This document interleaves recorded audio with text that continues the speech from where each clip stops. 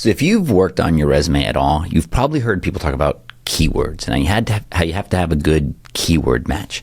The truth is, it's really about enabling the person who's reading your resume to quickly skim and see if you've got phrases, topics, or themes that they care about for the role they're hiring for. And we've recently made some big changes to the matching mode in the Teal Resume Builder that focus more on phrases and the ideas and the topics than the actual keywords. We kind of had it a little too literally before that I think we're sending people off on kind of wild goose chases trying to match all these keywords. So let me show you these new upgrades that I think are way better and more in line with how the industry actually looks at resumes. All right, here we go. So here we are in the Teal Resume Builder.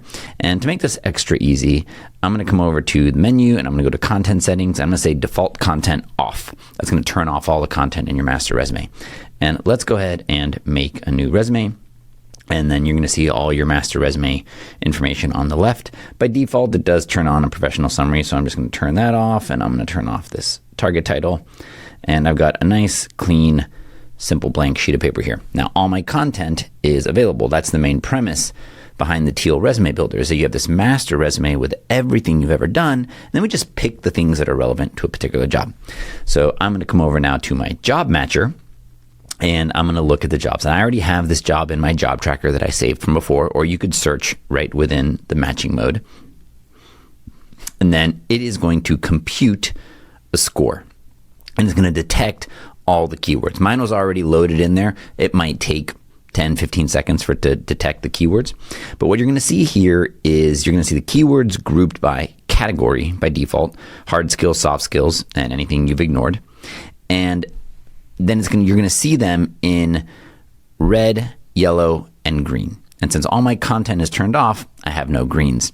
Red is just missing completely. It's not on your master resume, so obviously it can't be found somewhere else. Yellow is you actually have it on your master resume, it's just not turned on. And so that's the benefit of having that master resume with everything already on there. You can just quickly turn things on. So let's do that first. So here you can already see you've got this approximation symbol. And so P&L management is actually being matched as P&L. So now we have word forms. Before, if you didn't have like P&L management literally exactly the same way, we didn't give you credit for it, which was super annoying. And that's just not the way people read. So that's solved now. So I can say show in resume and it's going to find it. And it found it in this professional summary. I can just turn that on. And so now I'm going to start to get some credit for that. And you can see that that professional summary had two things in it.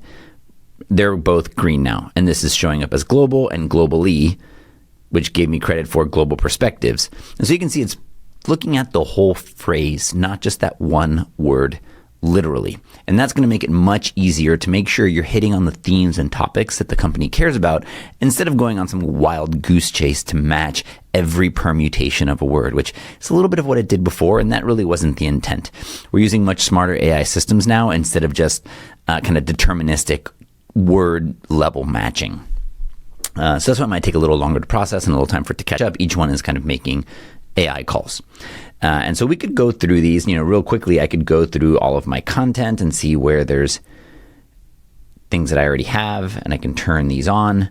That's the same bullet. And so for my testing server, I can turn these on, and you can see my score starts to go up. Now I can also just click and look for it.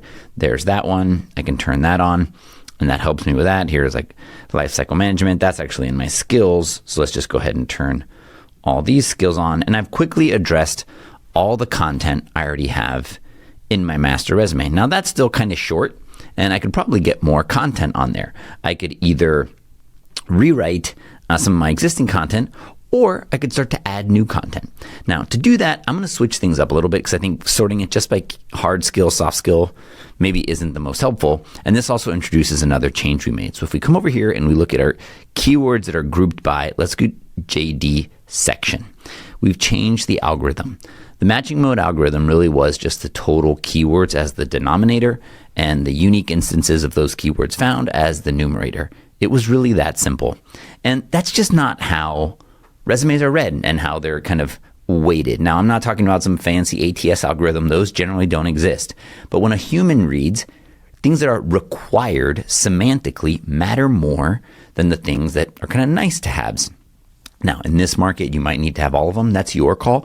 But what we have done is said that the words that are in the phrases that are in the requirement sections weigh a little more towards the algorithm that we define as matching.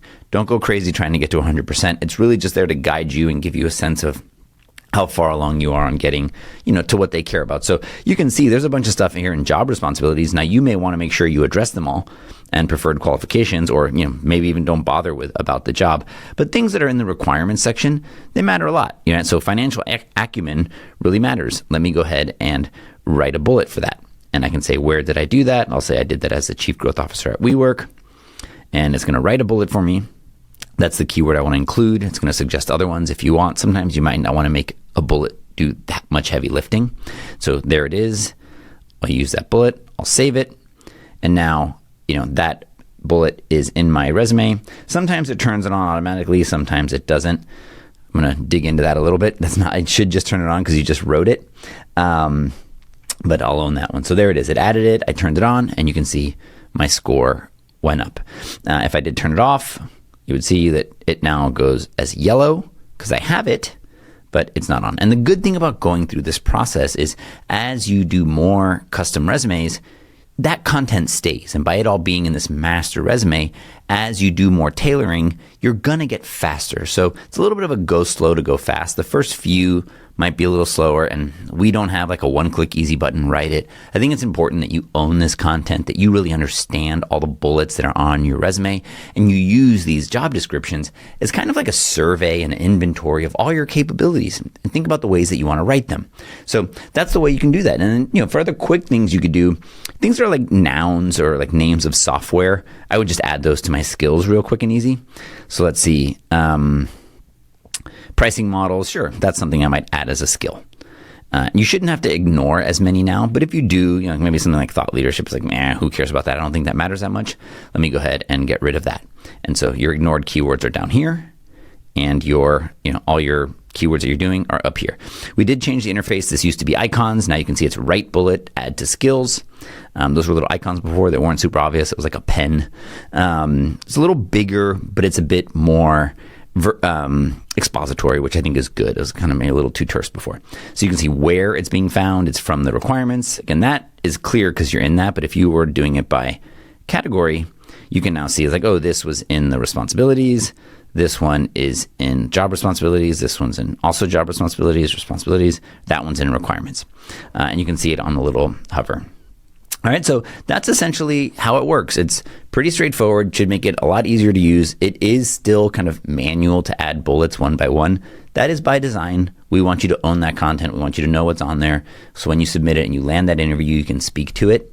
But this should make it much better and not as much of a sort of whack-a-mole of keywords. And it should give you credit for words semantically the way a person would, and not this like very rigid exact language. So hopefully that's helpful. If you have any questions, comments, feedback, let us know. We hope this is a big improvement in using the matching mode and makes it funner, more empowering, and helps you really kind of understand all the incredible things you've done, but also, surface them from job descriptions because maybe they weren't on your resume yet, and JD's work is a great way to tease that out of you. All right, best of luck, and we'll see you on the next one.